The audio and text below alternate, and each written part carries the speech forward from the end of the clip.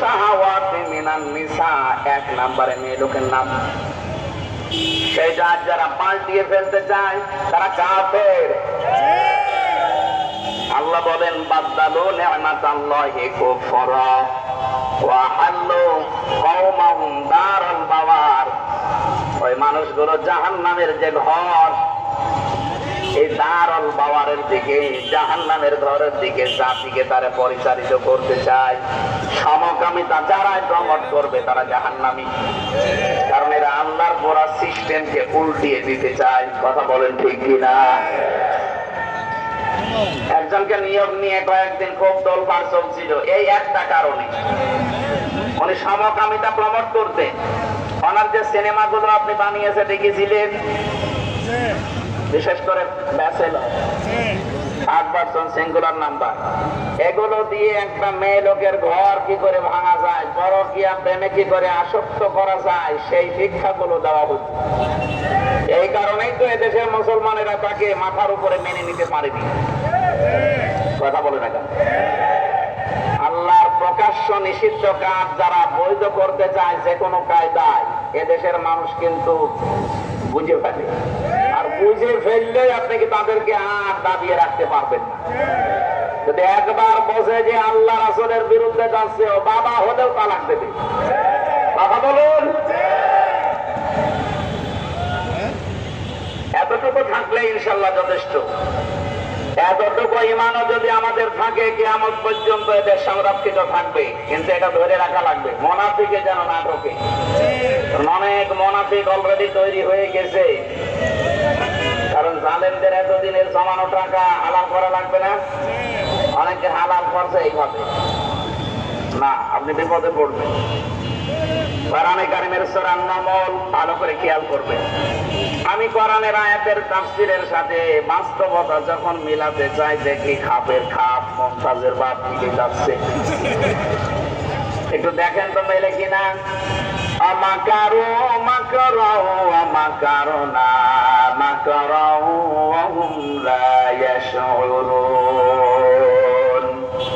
সূরা আন-নামলের 50 নম্বর আয়াত, 19 নম্বর পারার 20 নম্বর পৃষ্ঠা 6 নম্বর লাইনে আছে। এটা আধুনিক তাফসীরে পাবেন। আল্লাহ পাক বলেন মাকারু মাকরান, ওরা ষড়যন্ত্র করেছিল ষড়যন্ত্র করার মতো। মাকারু দিয়েই তো শেষ হয়েছে, তো মাকরান দিলেন কেন? আল্লাহ পাক বলেন এমন ষড়যন্ত্র ওরা করেছিল 1500 বছর আগে আয়াতটা নাযিল হয়েছে। এটা লোক নবীর ওই কাহিনীকে আল্লাহ তুলে ধরেছেন। মাকারু মাকরুহুম ওয়া ইনদাল্লাহি মাকরুহুম ওয়া ইন কানা মাকরুহুম লিতাযুলা মিনহুল জিবাল। সূরা ইব্রাহিমের 46-47 নম্বর আয়াতে আল্লাহ জানিয়েছেন, নবী ওরা এমন ষড়যন্ত্র করেছিল যে পাহাড় পর্যন্ত তার জায়গা ছেড়ে চলে যাবে। ওদের ষড়যন্ত্রের জাল এত গভীর ছিল। এই যে 15টার কথা বলছিলাম, একটা একটা দেখবেন মিলে যাবে। তার ভেতরে 1 নাম্বার এই সমকামিতা। লূত নবী আলাইহিস সালামের জামানায় ওরা আরম্ভ করেছিল এই ষড়যন্ত্র, এই দুর্বিসন্ধি। আল্লাহ পাক বলেন আমিও বসেছিলাম না। মাকারনা মাকরান, এখানে ফাইল কর্তা সরাসরি আল্লাহ নিজে। আল্লাহ বলেন আমিও কৌশল করলাম।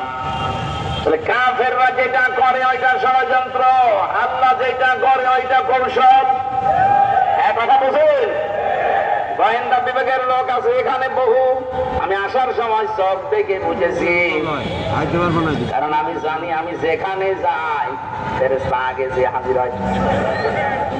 কিরামান কাতিবিন তো 2 জন আছে সাথে, আর ওরা আছে আরো 50-60 জন। আপনি এসেছেন ভালো।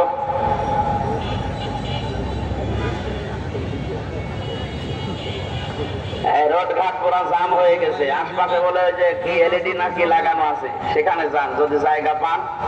নাই এইভাবেই থাক, কি করবেন, কোথায় যাবেন? চারিদিকে মানুষ। আমি যতদূর আসলাম তো মানুষই পেয়েছি। কোন জায়গায় যাওয়া যাবে না, দাঁড়িয়ে আছেন বসে আছেন, দরকার হয় জায়গা পেলে শুয়ে পড়ে, কিন্তু কথা বলবেন না। আমার অনুরোধ, কথা বলবেন না। 1 ঘন্টা সময় দেওয়া যাবে না। খেয়াল করে করে মিলাবেন, কোরআনের একটা শব্দ আপনাকে হেদায়েতের পথ বলে দেবে ইনশাআল্লাহ। আর মাঝে মাঝে একটু গল্প করে নেবেন নাকি? একটু গল্প করে নেবেন, খুব জরুরি হলে গল্প করে নেবেন। আর এখান থেকে উঠে যাবেন শুধু প্রসাব পায়খানা আর বিড়ি খাওয়ার নেশা লাগবে, অসুবিধা। বিড়ির নেশা লাগলে খেয়ে আবার চলে আসবেন। পুলিশের সামনে যেন আবার পড়েন না, আবার টাকা নেবে। বিড়ির মশলা ঢাকা বিভাগে একটু ঝামেলা আছে, এটা চট্টগ্রাম আর সিলেটে আবার আলাদা। ওরা অনেক ইমাম সাহেবও বিড়ি খায়।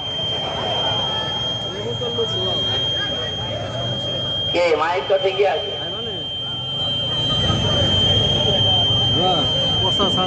না? এ মাইক যারা নিয়েছেন কি কয় ওনারা কই?